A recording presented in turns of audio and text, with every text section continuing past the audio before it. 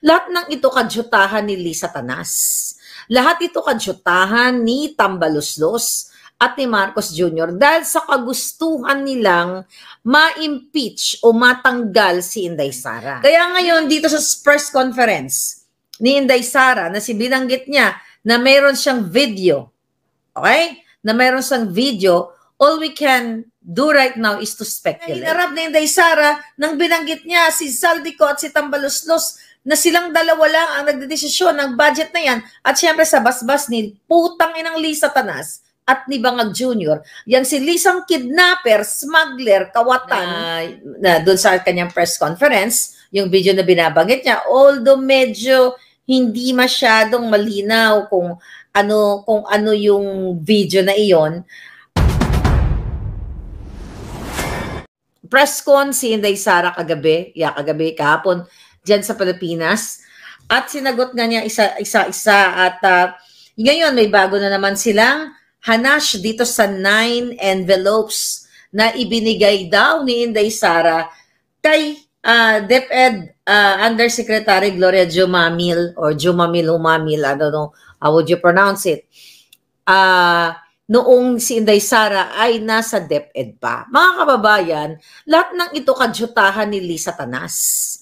Lahat ito kadyutahan ni Tambaluslos at ni Marcos Jr. dahil sa kagustuhan nilang ma-impeach o matanggal si Inday Sara. Di ba hindi nga umuubra yung kanilang mga impeachment dahil wala naman silang grounds para paalisin si Inday Sara dyan sa kanyang pwesto na where in fact siya ay binoto ng 32 million Filipinos real votes. Compare kay Bangag na nakipagsabwatan pa si Lisa Tanas kay Roger Piñate based on sa Smartmatic, based sa affidavit ni Atty. Glenn Chong, at dito na charge na nga yung Smartmatic owner na yan, si Roger Piñate at iba pa niyang mga kasamahan at $8.5 million para sa kanyang pansamantalang kalayaan. So nakikita ninyo, so si Marcos Jr.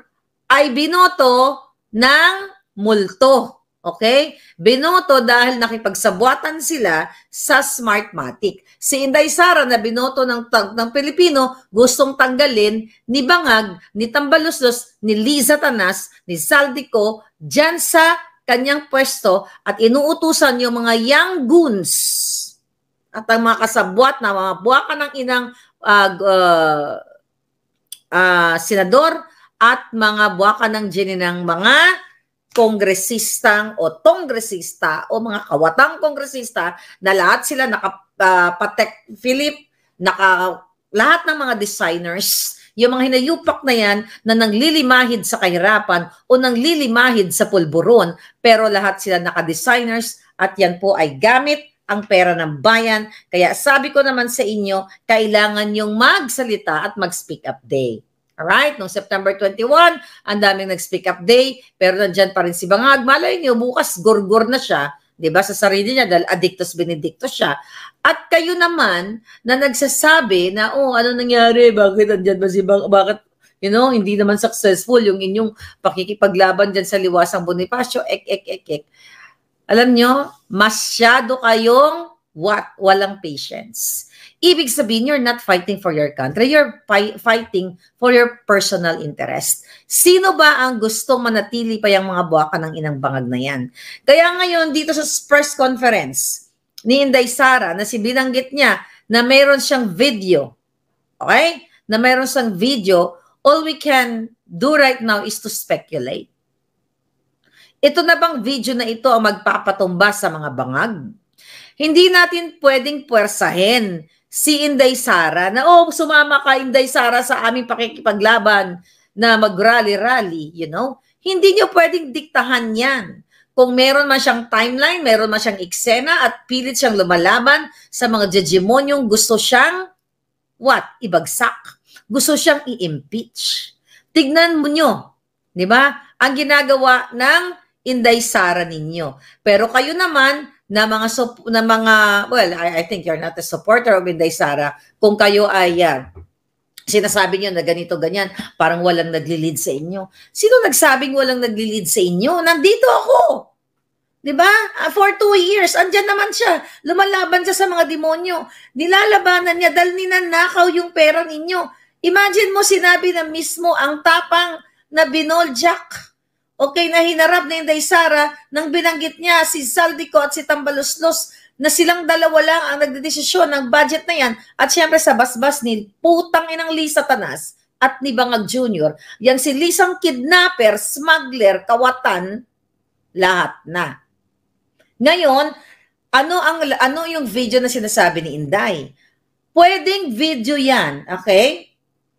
May alam ba ako sa video na sinasabi niya? Wala.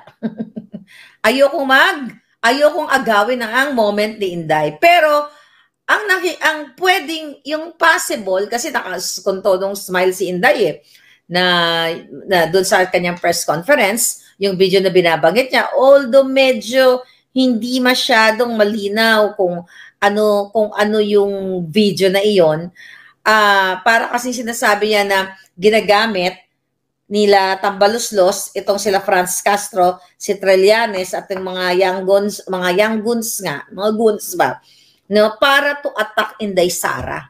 Imagine mo yung mga rebuilding NPA, Franz Castro na convicted. Kaalyado ni Tambaloslos. Trillanes, ayan, natalunan, talawan, walang bayag. Okay, di ba? Ginagamit ni Tambaloslos para atakin si Inday Sara at ginagamit talaga nila ang pera ng bayan. Kaya sabi ni Inday Sara, alam niya kung sino, kung tama ang pagkakaunawa ko doon, correct me if I'm wrong, doon sa kanyang press conference, mga kababayan, na meron siyang video at alam niya na, well, sinabi naman niya kung sino talaga ang behind nitong pag-aatake sa kanya. Nakakalimutan ninyo, last year of November, or last quarter of the year, di ba? Tama lahat ng ating mga puting ahas, natitirahin nila si Inday Sara. I-impeach si Pastor Quiboloy, si Pangulong Duterte, lahat ng kritiko, vloggers, etc. And siya, nagkamali ba ako? Tama lahat. So ngayon, lumalaban yung inyong Inday Sara sa kabila ng pambababoy ng kayuni team niya. Ang impaktong si Bangag Jr. na walang ginawa kung hindi tumira ng pulburon ang hinayupak. Alam sa circle, paulit-ulit, alam ng lahat ng kamag-anak at halos lahat yata silang kamag-anak, tumitira ng pulburon. Kaya talagang kayo ay napapariwara na kayo. Imagine, tama si Inday Sara, imbis na pinag-uusapan diyan sa plenaryo, diyan sa Kongreso at Senado. Anong ginagawa ng mga buwaka ng ina?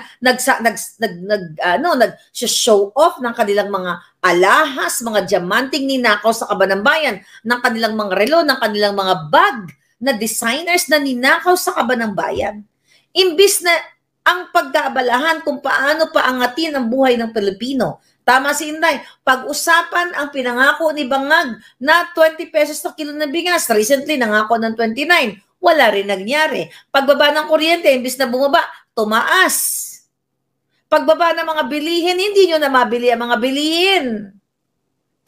Pagtaas ng krimen, pagdami ng mga pulburon. So yan dapat ang pinag-uusapan dyan. Pero nakikita nyo, halos magsapakan na yung mga yan.